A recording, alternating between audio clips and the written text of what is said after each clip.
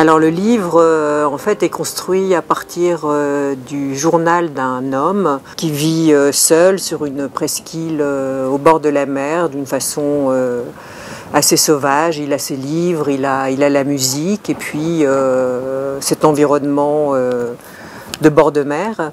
Il a intitulé ce journal le journal de mes baignades parce que un beau jour, à la fin de l'été, quand l'automne est en train d'arriver, il décide d'aller se baigner chaque jour, quel que soit le temps, et il puise dans ses baignades une force qu'il ne soupçonnait pas. La saison avance, il fait de plus en plus froid, la mer refroidit.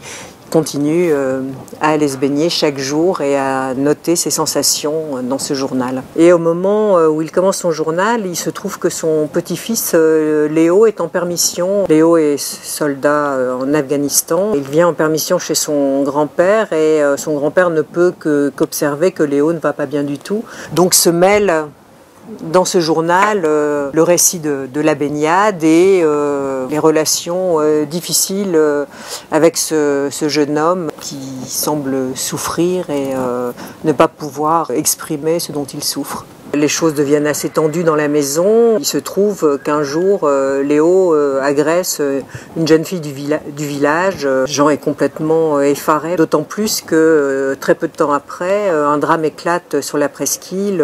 Une autre jeune fille a disparu. On découvre son corps et cette jeune fille a été violée et assassinée à 2 pas de la maison du narrateur. Donc dans une presqu'île où tout le monde se connaît, forcément tout le monde peut devenir suspect et en l'occurrence c'est ce qui va arriver au petit-fils de cet homme à un moment donné. C'est un petit peu la partie enquête du livre.